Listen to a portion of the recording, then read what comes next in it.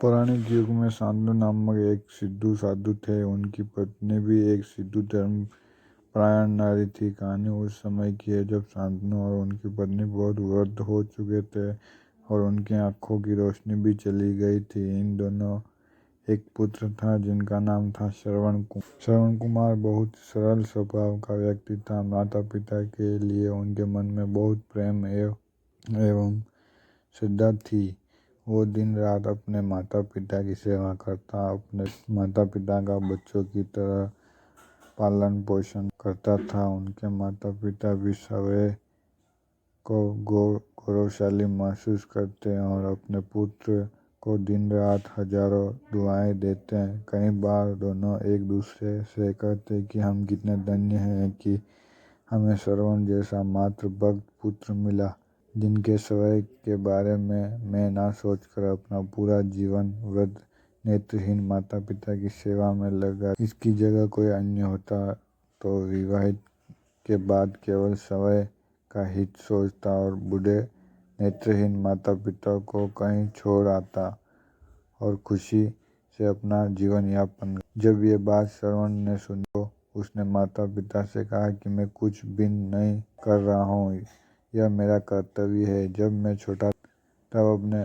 मुझे इससे भी ज़्यादा अच्छा जीवन दिया और अब मुझे यह सौभाग्य प्राप्त हुआ कि मैं अपनी सेवा करूं, आपकी सेवा करूं। आप दोनों जो भी इच्छा रखते हैं मुझसे कहें, मैं उन्हें अवश्य पूरा करूंगा।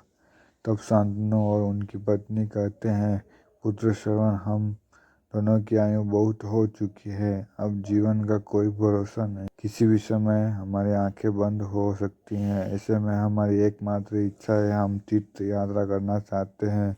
क्या तुम हमारी यह इच्छा पूरी कर सकते हो? श्रवण कुमार अपने माता पिता के चरणों को पकड़कर अत्यंत प्रसन्नता के साथ कहता है, हाँ पिताश्री, यह तो मेरे लिए परम सौभाग्य की बात होगी कि मैं आप दोनों की इच्छा पूरी करूं। श्रवण अपने माता पिता की तीर्थ करवाने हेतु कावड़ तैयार करता है, जिसमें एक तरफ शांतनु एवं दूसरी तरफ उनकी पत्नी बैठती हैं और कावड़ के डंडे को अपने कंधे पर कर यात्रा शुरू कर देता है। उसके हृदय में माता पिता के प्रति इतना स्नेह है कि उसे उस कावड़ का लेश मात्र भी भार नहीं लगता।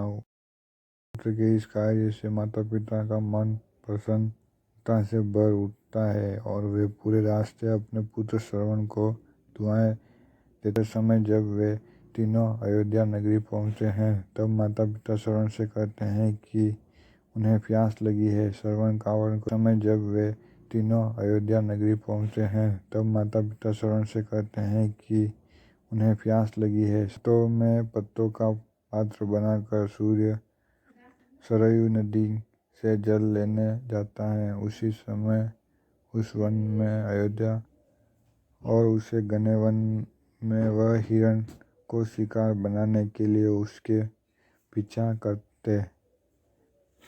रहे थे। तभी उन्हें घने जंगल में झाड़ियों के पास सरयू नदी के पानी के हलचल की आवाज़ आती है।